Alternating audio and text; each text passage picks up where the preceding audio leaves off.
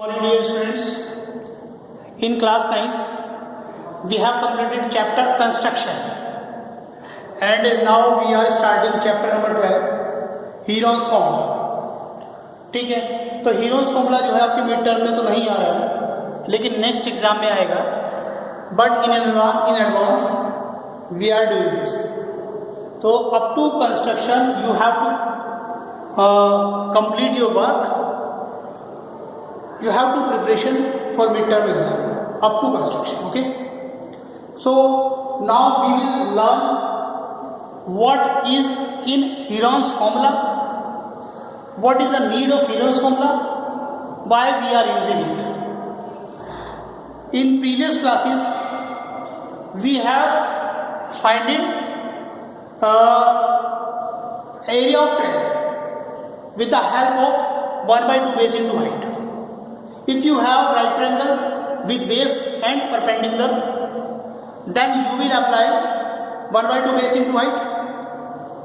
अगर आपके पास right triangle होता है या फिर किसी ट्रायंगल का बेस और परपेंडिकुलर होता है, मान लीजिए जस्ट प्रीवियस क्लासेस में आपने कुछ ऐसा किया, ये जो आपका ट्रायंगल है राइट ट्रायंगल ऐसा आपको मिलता था, ये परपेंडिकुलर होता है, ये बेस होता है, ये बीसी ट्रायंगल है, ये 90 है. तो आप 1/2 बेस इनटू हाइट अप्लाई करते थे और एरिया फाइंड आउट करते थे. या फिर ऐसा ट्रायंगल लाइक दिस, ये बेस है आपका, ये मिलता था और ये परपेंडिकुलर होता है. भाई ध्यान से सुनो, ये और ये से ये वाली और यानी कि A B C, A B and A C यहाँ पर हाइट नहीं है, ये स्लैंट हाइट है. क्लियर? आपकी हाइट होती है परपेंडिकुलर, जो 90 डिग्री बनाई बेस के साथ वो आपकी हाइट होती है. तो वो है यहाँ पर कौन, ये ए एम आपकी हाइट है यहाँ. तो बेस इंटू हाइट मतलब 1/2 बेस इंटू हाइट इसका एरिया होता है. या तो राइट यानी कि बेस और हाइट मिल गया, परपेंडिकुलर है यानी कि राइट ट्रायंगल है, तो आप 1/2 बेस इंटू हाइट अप्लाई कर देते. इफ अगर आपको इक्विलेटरल ट्रायंगल मिल जाता है तो उसका भी अपना फॉर्मूला होता है. इक्विलेटरल ट्रायंगल क्या होता है, all sides are equal. Then area क्या होता है, √3/4 इंटू साइड स्क्वायर, इसका भी अपना एरिया का फॉर्मूला होता है. यहाँ पर अगर साइड मिल जाए तो आपका एरिया आ जाएगा इक्विलेटरल ट्रायंगल. क्लियर? बट अगर आपके पास स्केलेन ट्रायंगल है, स्केलेन मतलब ऑल साइड्स आर डिफरेंट, यानी कि साइड्स इक्वल ना हो, ना वहाँ पर 90 डिग्री हो. क्लियर? तो हमें क्या करें उसका एरिया फाइंड आउट करने के लिए, तो इसके लिए एक हीरोन्स मैथमेटिशियन हुए, उन्हें एक फॉर्मूला दिया है हीरोन्स फॉर्मूला, उसका नाम है. क्लियर? तो वो हीरोन्स फॉर्मूला क्या करता है, उस ट्रायंगल का एरिया फाइंड आउट कर देता है जो स्केलेन ट्रायंगल है. यानी कि ये ट्रायंगल ए बी सी है, इसकी जो मेजरमेंट्स है, ए बी की साइड को हमने ए रख दिया है और बी सी वाली साइड को बी, इसकी मेजरमेंट हमने बी लिए और ए सी जो है हमारा सी ले लिया है. यानी A B C are different measurements. It means it is scalene triangle. You will find area of this triangle with the help of Heron's formula. तो Heron's formula क्या होता है उसके बारे में बात करते हैं. Heron's formula. Heron's formula area of triangle find out करने में होता है. एरिया ऑफ ट्रायंगल बताता है. ठीक, तो सिर्फ हम इससे area of triangle find out कर सकते हैं. तो area of triangle A B C equals to √s into s minus A into s minus B into s minus, ये आपका हीरोन्स फॉर्मूला होता है अंडर रूट के अंदर. क्लियर? हीरोन्स फॉर्मूला क्या कंप्लीट है, area of triangle equals to √s into s minus A into s minus B into s minus C, ये complete Heron's formula होता है. ठीक है, अब बात आती है कि ए बी सी यहाँ पर क्या है.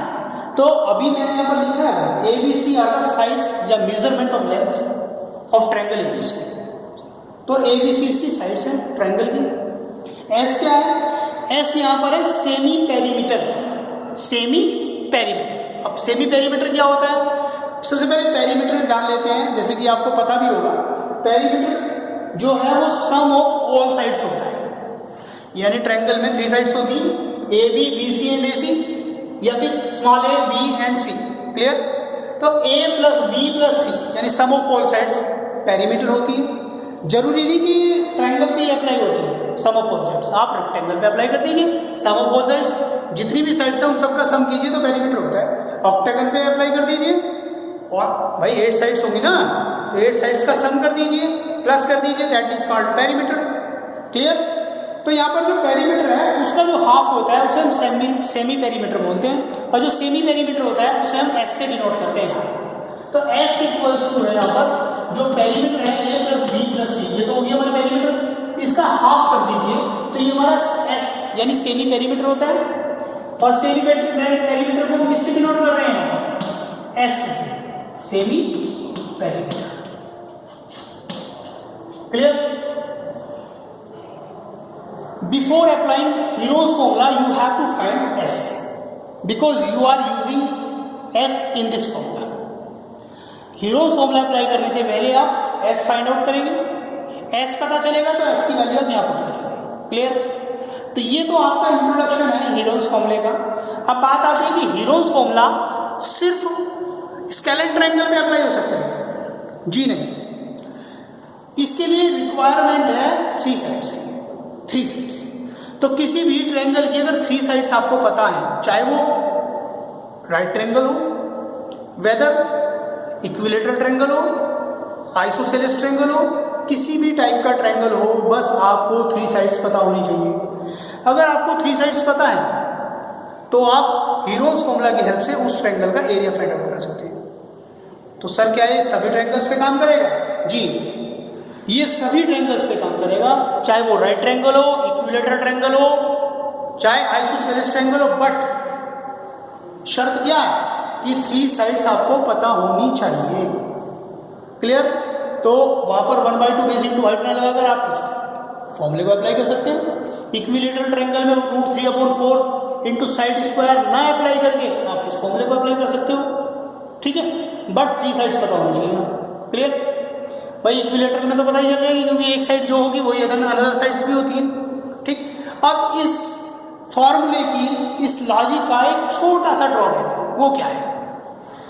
उन फॉर्मूले की कंपैरेटिवली अगर आपको कोई राइट ट्रायंगल है, मैं ऐसे नहीं कह रहा हूँ कि इसका हमेशा ड्रॉबैक है, अगर कोई ट्रायंगल आपको राइट ट्रायंगल मिला है, 1/2 बेस इंटू 8 छोटा सा फॉर्मूला है, अप्लाई करके आप आंसर फाइंड आउट कर सकते हैं। लेकिन अगर आप इस फॉर्मूले को वहाँ अप्लाई करने जा रहे हैं तो वहाँ पर ये फॉर्मूला थोड़ा लेंदी पड़ेगा। ये फॉर्मूला जो है इससे सॉल्यूशन जो है थोड़ा सा लेंदी पड़ता है, कैलकुलेशन बन जाती है। तो बस ये इसका एक छोटा सा ड्रॉबैक होता है। तो हम उन्हीं फॉर्मूले से उनके एरियाज फाइंड आउट कर लेते हैं। इस फॉर्मूले का भी यूज़ करते हैं, बहुत सारी जगह यूज़ होता है इसका।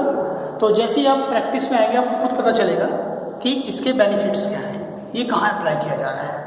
क्लियर? तो नाउ अब हम एक्सरसाइज 12.1 स्टार्ट करने जा रहे हैं। एक्सरसाइज 12.1 जो है उसका फर्स्ट क्वेश्चन लेने जा रहे हैं। ठीक है, तो देखिए फर्स्ट क्वेश्चन।